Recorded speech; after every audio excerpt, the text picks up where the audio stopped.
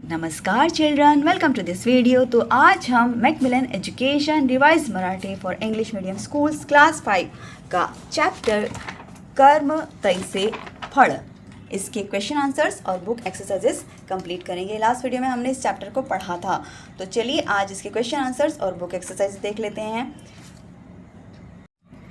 प्रश्न नंबर 1, खालील वाक्यांची थोडक्यात उत्तरे लिहा. Answer the questions in brief. So first question is वाघ आणि कोल्हा यांची मैत्री कशी होती, यानी जो वाघ यानी टाइगर और जो फॉक्स थे उनकी मित्रता या उनकी दोस्ती कैसी थी. उत्तर होगा वाघ आणि कोल्हा यांची दाट मैत्री होती. तो वो जो फॉक्स और टाइगर थे उनकी गहरी दोस्ती थी और बहुत अच्छी फ्रेंडशिप थी.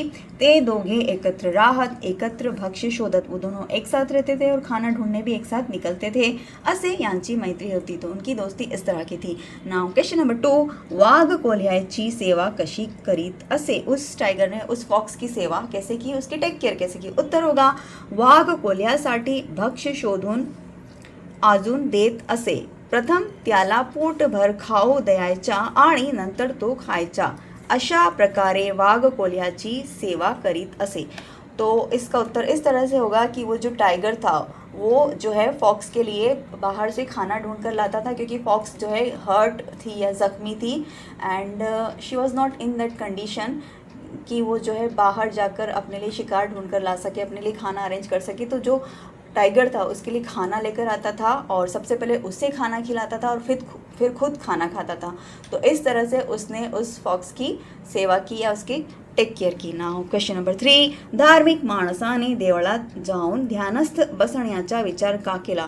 वो जो धार्मिक व्यक्ति था ये उसने भगवान के मंदिर में जाकर जो है ध्यान लगाने का विचार क्यों किया, या उसने मंदिर में जाकर ध्यान लगाने का फैसला क्यों किया. उत्तर होगा कारण त्या धार्मिक माणसाने त्या वाघोवांची ही कृती तो मनुष्य दूर अंतरावरून पहायचा. ओके, तो इसका कारण ये था कि वो जो धार्मिक व्यक्ति था वो दूर से देख रहा था कि किस तरह से वो जो टाइगर है वो जो फॉक्स के लिए बाहर से खाना लाता है, पहले उस फॉक्स को खाना खिलाता है फिर खुद खाता है.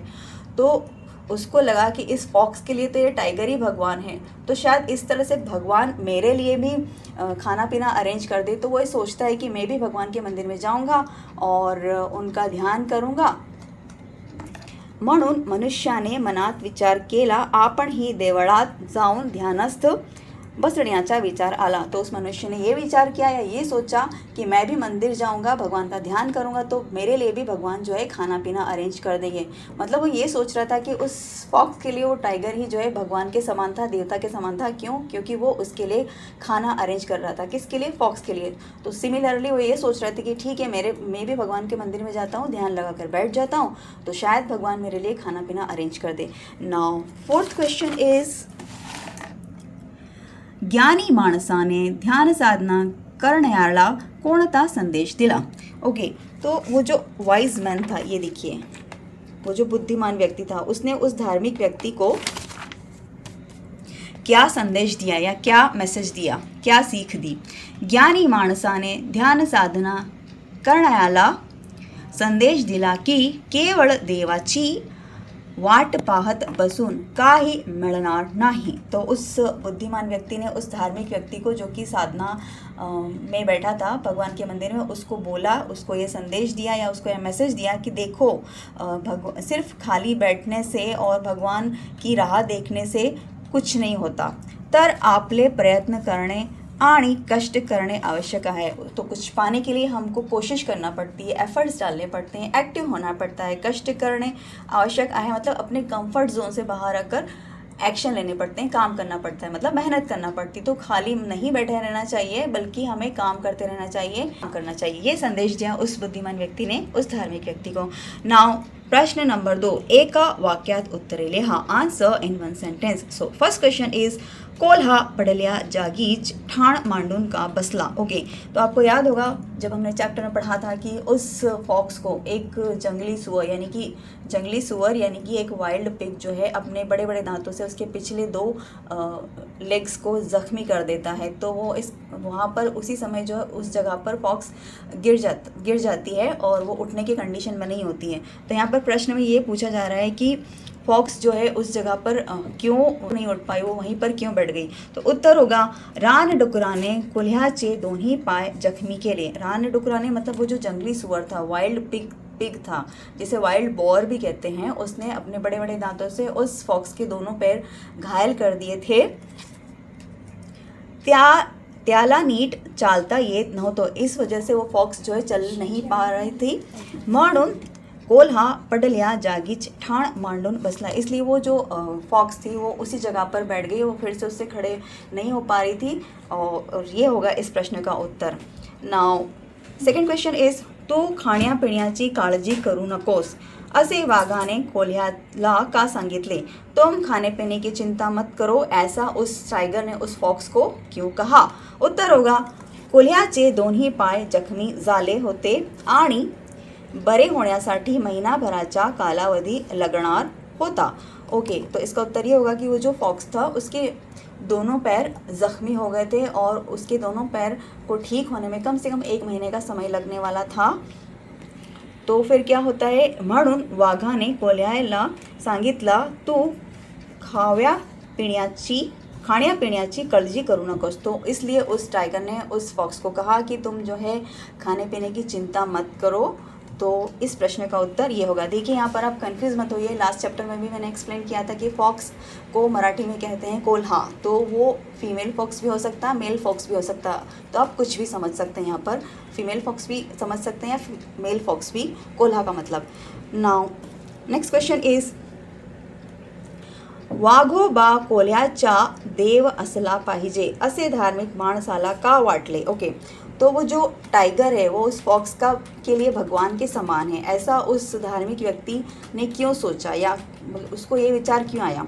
तो उत्तर होगा वाघोबा त्याचा रोजचा आहार त्याला जागेवर आणून देत असे, कोल्हा जागेवरून हालत नव्हता, त्यामुळे त्या धार्मिक माणसाला वाटले वाघोबा कोल्ह्याचा देव असला पाहिजे। ओके, तो इसका मीनिंग समझते हैं कि वो जो टाइगर था वो रोज़ जो है उस फॉक्स के लिए खाने पीने का अरेंजमेंट करता था, उसके लिए बाहर जाकर शिकार करता था, क्योंकि उस समय फॉक्स उस कंडीशन में नहीं थी कि बाहर जाकर शिकार कर सके, क्योंकि उसके दोनों पैर हर्ट थे, इंजर्ड थे, ज़ख्मी थे।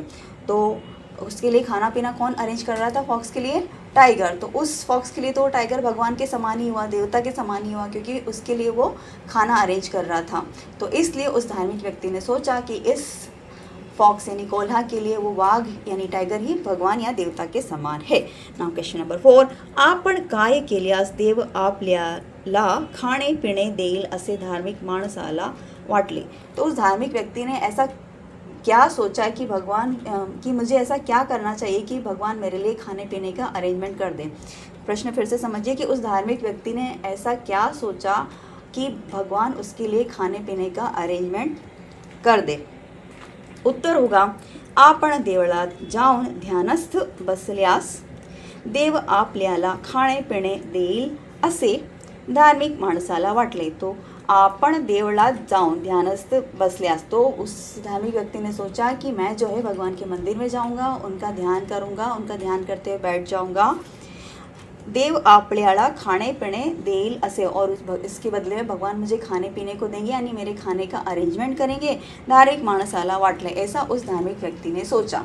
तो उस व्यक्ति ने ये सोचा कि अगर मैं भगवान के मंदिर में जाकर उनका ध्यान करूंगा तो भगवान मेरे लिए खाने पीने का अरेंजमेंट करेंगे। इस उत्तर का अर्थ ये है। नाउ क्वेश्चन नंबर 5, देवाने धार्मिक माणसाची निराशा कशी केली? तो इस प्रश्न का मतलब ये है कि भगवान ने उस धार्मिक व्यक्ति को किस तरह से निराश किया, या कह सकते हैं कि वो धार्मिक व्यक्ति जो है भगवान से किस तरह से निराश हुआ। उत्तर होगा देवाने धार्मिक माणसाची निराशा केली कारण तो मंदिरात ध्यानस्थ बसून खाण्याची वाट पाहत राहिला पण त्याला काहीही मिळाले नाही।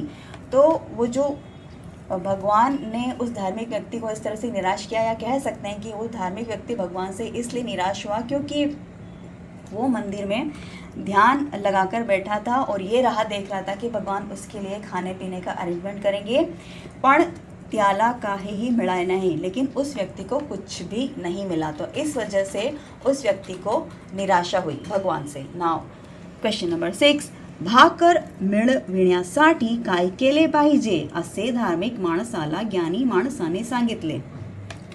तो रोज़ी रोटी या फिर हम कह सकते हैं कि जो हमारी बेसिक नीड्स हैं जैसे कि खाना और दूसरी चीज़ें हैं, उनको अरेंज करने के लिए हमें क्या करना चाहिए। तो उसके लिए उस वाइज मैन ने या उस बुद्धिमान व्यक्ति ने धार्मिक व्यक्ति को क्या कहा या क्या सलाह दी, उसे क्या समझाया। उत्तर होगा भाकर मिळण्यासाठी प्रयत्न करणे आणि कष्ट करणे आवश्यक आहे। भाकर का मतलब होता है रोटी, तो रोटी मतलब खाना, खाना प्राप्त करने के लिए, खाना मिलने के लिए, जो हमारी लाइफ की बेसिक नीड्स हैं उनको फुलफिल करने के लिए प्रयत्न करने आनी, यानी हमें प्रयास करना चाहिए, कोशिश करनी चाहिए। कष्ट करने यानी कष्ट करने मतलब अपने कंफर्ट जोन से बाहर आकर मेहनत करना चाहिए, काम करना चाहिए। ऐसी सलाह उस धार्मिक व्यक्ति को उस बुद्धिमान व्यक्ति ने दी। नाउ प्रश्न नंबर 3, रिकाम्या जागी पाठातील योग्य शब्द भरा, fill in the blanks using proper words from the lesson. So first sentence is कोल्होबा त्या देवाच्या, यहाँ आएगा मनापासून भक्त असला। तो इस सेंटेंस का मतलब ये है कि उस फॉक्स के लिए, कोल्होबा मतलब उस फॉक्स के लिए देवता समान कौन था, वो टाइगर, क्योंकि उसके लिए खाना पीना अरेंज कर रहा था। तो वो उसके अकॉर्डिंग इस सेंटेंस का मतलब वो जो लोमड़ी थी वो वाघ यानी टाइगर की भक्त थी। समझ में आया इस सेंटेंस का मीनिंग? थोड़ा सा मुश्किल है समझना, मैं एक बार फिर से समझाती हूँ।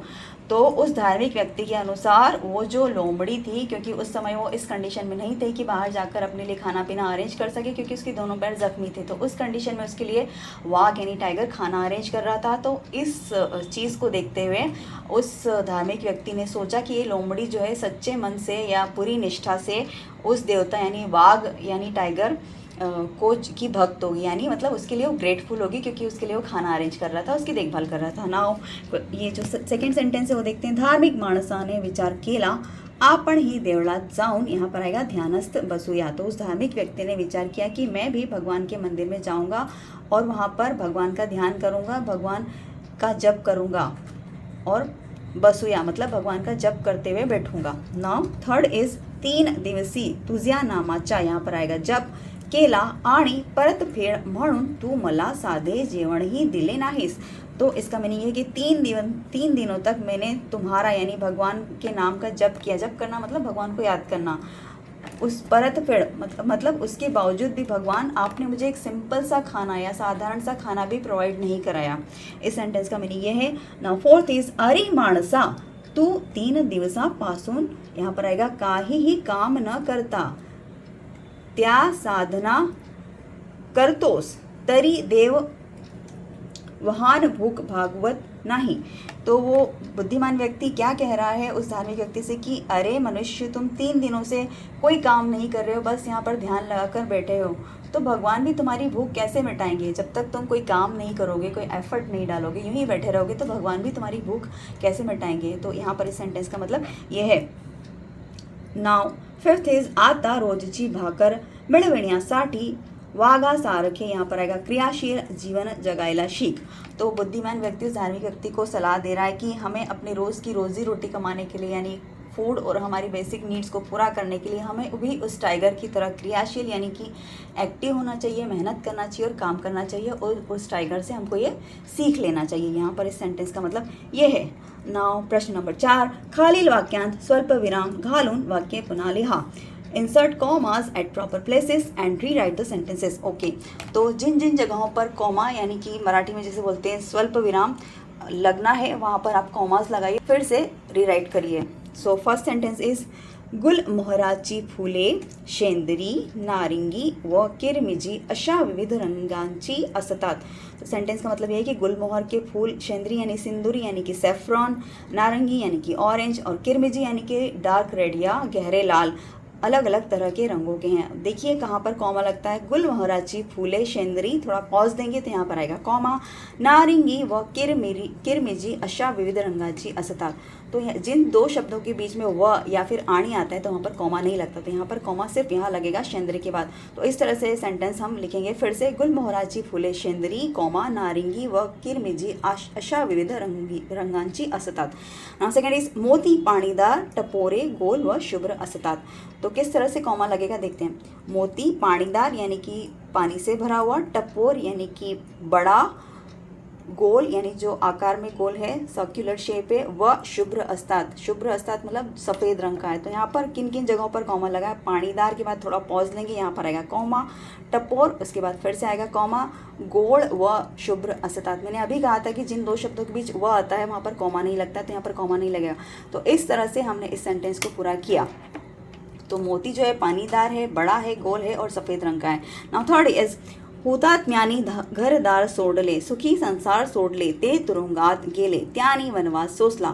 तो हुतात्म्यानी का मतलब होता है जो देश के लिए अपना बलिदान करते हैं, देश के लिए जो फाइट करते हैं। फाइट करने से मतलब देश को जिन्होंने आज़ादी दिलाने में अपना योगदान दिया, स्वतंत्रता सेनानी, फ्रीडम फाइटर्स या शहीद, तो उनके बारे में सेंटेंस है कि शहीदों ने घरदार सोडले, सॉरी हुतात्म्यानी घरदार सोडले, यहाँ पर आएगा कॉमा, सुखी संसार सोडले, यहाँ पर फिर से आएगा कॉमा, ते तुरुंगात गेले, फिर से यहाँ पर कॉमा आएगा, त्यानी बनवास सोसला। ओके, तो इस सेंटेंस का मीनिंग देखते हैं कि जो शहीद थे उन्होंने अपना घर बार छोड़ा, सुखी संसार यानी अपने कंफर्ट जोन से निकल कर वो बाहर आए, अपनी हैप्पी लाइफ को उन्होंने छोड़ा, ते तुरुंगात गेले वो जेल गए, त्यानी बनवास सोसला और उनको वनवास मिला। वनवास से मतलब है घर को छोड़कर जंगल में जाकर रहना, वन में जाकर रहना, लेकिन यहाँ पर इस वर्ड का एक्चुअल मीनिंग ये नहीं है, शाब्दिक अर्थ है, लेकिन वो वनवास जैसी ज़िंदगी बितानी पड़ी, मतलब एकदम मुश्किलों से भरी हुई, एकदम तकलीफ़दायक ज़िंदगी बितानी पड़ी।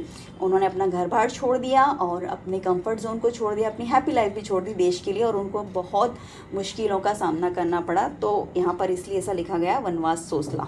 नाउ फोर्थ इज़ इथे फुलावर तिथे फुलावर बसती उठती फिरती मागे वळती। ओके, तो देखते हैं, इथे फुलावर यहाँ पाएगा कॉमा, तिथे फुलावर बसती उठती कॉमा फिरती मागे वळती। तो इस फूल से, इथे फुलावर इस फूल से, तिथे फुलावर उस फूल पर बैठती उठती और इधर उधर फिरती। तो ये सेंटेंस कहा गया है बटरफ्लाई के लिए कि वो जो है एक फूल से दूसरे फूल पर कभी बैठती है, कभी उठती है या कभी उड़ती है। तो यहाँ पर जहाँ जहाँ कॉमाज लगना था वहाँ हमने कॉमाज लगाया और इस सेंटेंस को रीराइट किया। नाउ फिफ्थ सेंटेंस इज तो गच्चीवर गेला तो वर सुलभा संतोष व संदीप एका आडव्या पाईपवर बसायला गेले, असे ते नेहमीच बसायचे जोके घ्यायचे पण आज वेगळेच घडले। तो सेंटेंस का मीनिंग समझाती हूँ सबसे पहले कि वो गच्चीवर गेला यानी कि वो गच्चीवर मतलब छत पर गया, तो वहाँ पर सुलभा, संतोष और संदीप जो है एक हॉरिजॉन्टल पाइप पर बैठा करते थे हमेशा, ऑलवेज। लेकिन आज जब वो वहाँ पर गया तो कुछ अलग हुआ, कुछ और ही हुआ, यानी कि हो सकता है वो लोग जल्दी चले गए वहाँ से या फिर वो वहाँ पर आए ही नहीं। तो अब कॉमास कहाँ लगेगा देखते हैं। तो गच्चीवर गेला कॉमा, तो वर सुलभा कॉमा संतोष व संदीप एका आडव्या पाईपर बसायला गेले, असे ते नेहमी बसायचे जोके ध्यायचे पण आज वेगळेच घडले। तो इस तरह से हमने सेंटेंस पूरा किया, जहाँ पर कॉमास लगने थे वहाँ कॉमा लगाया और इस सेंटेंस को रीराइट किया। नाउ आगे देखते हैं, वाक्य वाचा विरुद्धार्थी शब्द समझून घ्या। Read the sentences, learn opposite words. तो अब देखते हैं, मी काल सकाळी मामाकडे गेलो व आज सकाळी परत आलो। तो आपको यहाँ पर ऑपोजिट वर्ड्स दिए गए हैं। तो मी काल सकाळी मामाकडे गेलो, तो मैं कल जो है यानी यस्टरडे, बीता हुआ कल, मामा के पास गया, मामा के घर गया और आज सुबह वापस आ गया। तो काल यानी कि यस्टरडे, इसका ऑपोजिट होगा आज यानी कि प्रेजेंट डे या टुडे। तो ये दोनों ऑपोजिट हैं एक दूसरे के।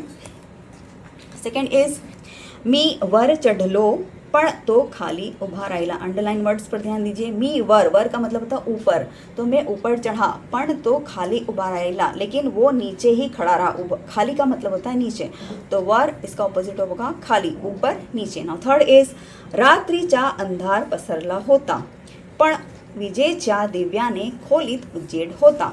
तो अंधार का मतलब होता है अंधेरा, डार्कनेस, और यहाँ पर ये जो अंडरलाइन वर्ड है उजेड, इसका मतलब होता है उजाला।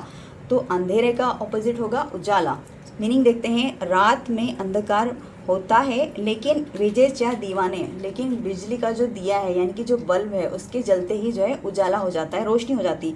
तो ऑपोजिट वर्ड्स क्या हैं, अंधार यानी अंधकार, उजेड़ यानी उजाला। ओके, नाउ फोर्थ इज चोर आत घुसला, आत का मतलब होता है अंदर, तो चोर अंदर तो घुस गया पण त्याला बाहेर येता येईना, लेकिन वो बाहर नहीं आ सका। तो आत और इसका ऑपोजिट होगा बाहर, यानी कि अंदर, और इसका ऑपोजिट होगा बाहर।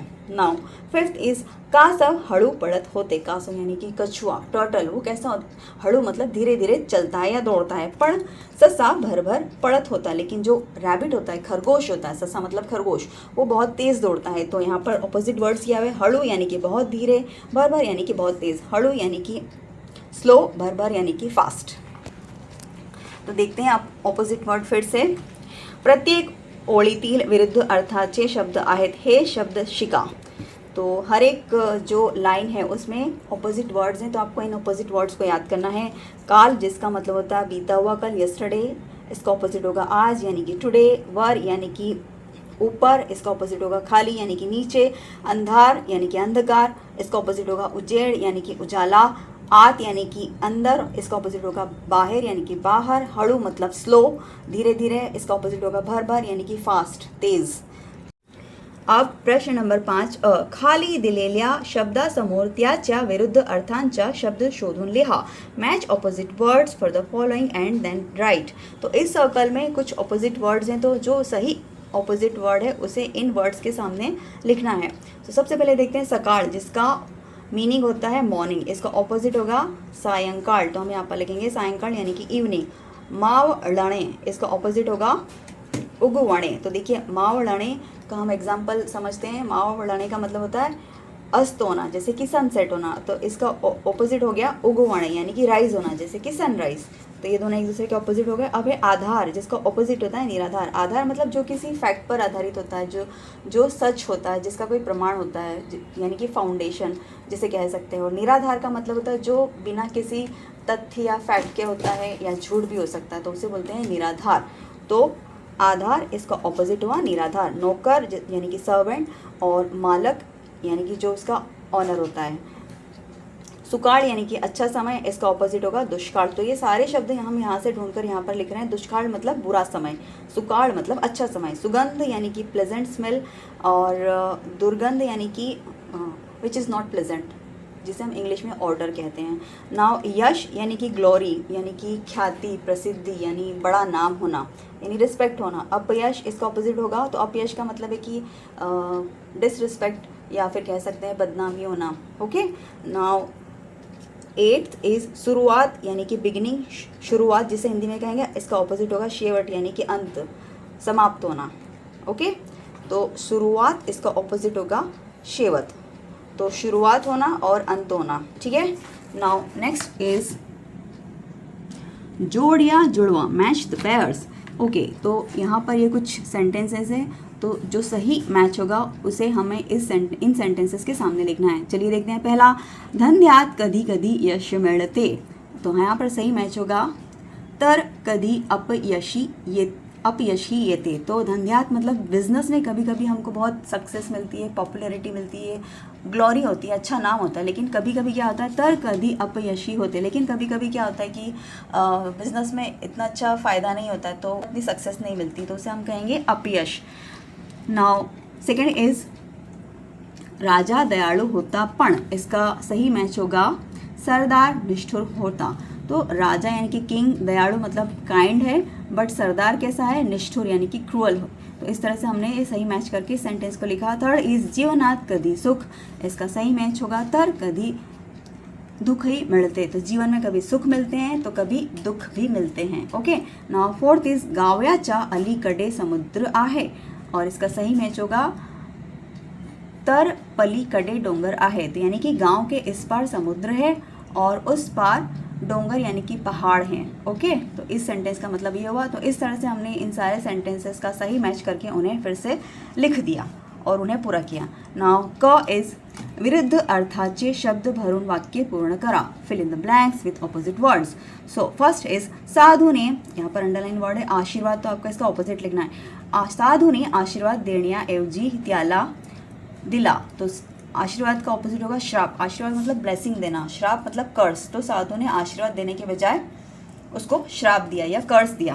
नाउ सेकंड इज नेत्याचा कधी सन्मान होतो तर कधी अपमान होतो। सन्मान मतलब रिस्पेक्ट, और अपमान मतलब डिसरिस्पेक्ट। तो नेताजी का कभी सम्मान होता है तो कभी उनका डिसरिस्पेक्ट या असम्मान भी होता है। नाउ थर्ड इज शूर एकदा मरतो पण भित्रा या कायर रोज मरतो। शूर मतलब कि वीर जो ब्रेव होता है, भित्रा या कायर का मतलब जो कावड़ होता है। तो इस सेंटेंस का मतलब है कि जो शूर यानी कि ब्रेव होते हैं, बहादुर होते हैं, वो जो है उनको कोई डर नहीं होता है, कोई भय नहीं होता है और वो बिना किसी कॉम्प्रोमाइज़ के किसी भी कंडीशन में या किसी भी सिचुएशन में अपने सिद्धांतों से कॉम्प्रोमाइज़ नहीं करते हैं। वहीं दूसरी ओर जो कायर होते हैं वो जो है उनको हमेशा डर लगा रहता है, भय लगा रहता है और वो किसी भी कंडीशन से कॉम्प्रोमाइज़ करने के लिए तैयार हो जाते हैं। तो यहाँ पर इस सेंटेंस का मतलब ये है। नाउ फोर्थ इज लहान मूल आईच्या जवळ खुश असते पण दूर गेले की रडू लागते। तो यहाँ पर अंडरलाइन वर्ड है जवळ, जिसका मतलब होता है पास में, और दूर मतलब दूर, जिसे हम हिंदी में कहते हैं। तो जब बच्चा अपनी मम्मी के पास होता है या आई मतलब माँ के पास होता है तो बहुत खुश होता है, लेकिन जब माँ से दूर जाता है या माँ उससे दूर जाती है तो बच्चा रोने लगता है। यहाँ पर इस सेंटेंस का मतलब ये है। फिफ्थ इज विहीर खोल होती पण तळे फारच उथड़ होते। खोल का मतलब है बहुत गहरा, डीप, और उथड़ का मतलब होता है जो कम गहरा होता है, शेलो। तो इसका सेंटेंस का मतलब समझते हैं। विहीर मतलब कुआं, पानी का कुआं, गांव में होते हैं कुएं। तो जो कुआं है वो बहुत गहरा है, लेकिन जो तालाब है वो एकदम इतना गहरा नहीं है, वो उथला हुआ है, यानी कि हम कहेंगे शेलो है, मतलब कि ज़्यादा गहरा नहीं है। नाउ ड इज नेहमी खरे बोलावे खोटे बोलू नये। याप्रमाणे खालील वाक्य बदला। Change the sentences as shown in example. देखिए इस सेंटेंस को देखिए। नेहमी खरे बोलावे मतलब हमेशा सच बोलो, खोटे बोलू नये झूठ मत बोलो। यहाँ पर ये लिखा है बोलू नये, तो इसी तरह से हमें इस पैटर्न को फॉलो करते हुए इन सेंटेंसेस को जो है पूरा करना है। तो पहला देखते हैं। सकाळी लवकर उठावे मतलब मॉर्निंग में जल्दी उठना चाहिए। उशीरा उठू नये, उशीरा मतलब देर से नहीं उठना चाहिए। देखिए यहाँ पर लिखा है बोलू नये, तो हम यहाँ पर लिखेंगे उठू नये। नाउ सेकंड इज स्वच्छ कपड़े घालावे मतलब साफ स्वच्छ कपड़े पहनने चाहिए, क्लीन कपड़े पहनने चाहिए। अस्वच्छ कपड़े घालू नये, गंदे या अस्वच्छ कपड़े नहीं पहनना चाहिए। तो हम यहाँ पर लिखेंगे घालू नये according to this pattern. Now third is पानी शुद्ध प्यावे, यानी कि हमें साफ और शुद्ध पानी पीना चाहिए। अशुद्ध पानी पीऊ नये, अशुद्ध या गंदा पानी नहीं पीना चाहिए। यहाँ पर ध्यान दीजिए, पीऊ नये according to this pattern. Now fourth is मुलानी कष्टाळू बनावे मतलब बच्चों को मेहनती बनना चाहिए। आळशी बनू नये, उनको आलसी बिल्कुल नहीं बनना चाहिए। बनू नये हमने इस पैटर्न के अकॉर्डिंग लिखा है। नाउ फिफ्थ इज शाळेत वेळेवर जावे, स्कूल में टाइम पर पहुंचना चाहिए, समय पर पहुंचना चाहिए। उशीरा जाऊ नये, देर से नहीं जाना चाहिए। तो स्कूल में हमेशा समय पर जाओ, देर से मत जाओ। यहाँ पर सेंटेंस का मतलब ये है। तो जो पैटर्न था उसके अकॉर्डिंग हमने इन सेंटेंसेस को कंप्लीट किया। अब है सुस्वभावाची वागणूक। या गोष्टी रोज केल्याच पाहिजे। तो आपको इन सब रूल्स या इंस्ट्रक्शंस को रोज़ जो है फॉलो करना चाहिए। ये जो रूल्स या इंस्ट्रक्शंस है इन्हें हमारी लाइफ में हमको फॉलो करना चाहिए। पहला देखते हैं। सकाळी लवकर उठलेच पाहिजे, सुबह जो है जल्दी उठना चाहिए। स्वतःच्या पांघरुणाची घडी घातलीच पाहिजे, तो फिर उसके बाद अपने बिस्तर की अपने बेड को साफ़ करके उसे अच्छी तरह से फोल्ड करना चाहिए, उसकी घड़ी करना चाहिए, उसे तह करके व्यवस्थित रखना चाहिए। जेवताना उसळ कोशिंबीर भाजी खालीच पाहिजे, भोजन में या खाने में हमको दाल और सैलेड्स और अलग अलग तरह की सब्जियां खानी चाहिए।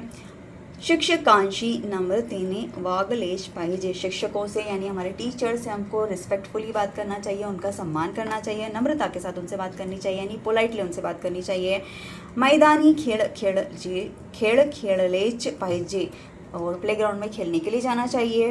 स्वतःच्या वस्तू जागेवर ठेवल्याच पाहिजेत, जो हमारी चीज़ें हैं, जो हमारे बिलोंगिंग्स हैं, उनको सही जगह पर व्यवस्थित रखना चाहिए, ऑर्गेनाइज तरीके से रखना चाहिए। आई वडिलांशी नम्रतेने वागलेच पाहिजे, आई वडिलांशी मतलब अपने माता पिता से, अपने पेरेंट्स से हमको नम्रता यानी पोलाइटली बात करना चाहिए, उनका रिस्पेक्ट करना चाहिए, उनका सम्मान करना चाहिए। अभ्यास केलाच पाहिजे, और रोज़ स्टडी करना चाहिए, अभ्यास करना चाहिए। तो ये बहुत अच्छी बातें हैं, बहुत अच्छे रूल्स हैं जिनका हमें अपनी लाइफ में पालन करना चाहिए, हमें इन रूल्स को फॉलो करना चाहिए। तो इस तरह से हमने इस चैप्टर को पढ़ा, समझा और इसके क्वेश्चन आंसर्स और बुक एक्सरसाइजेस भी कंप्लीट कर लिए। तो हमें ये सीखने को मिला इस लेसन से कि हमें जो है उस वाघ या टाइगर की तरह लाइफ में एक्टिव बनना चाहिए, काम करते रहना चाहिए। खाली बैठने से लाइफ में कुछ नहीं होता, तो हमें मेहनती बनना चाहिए, प्रयास करते रहना चाहिए। तो आज के लिए इतना ही। Thank you for watching.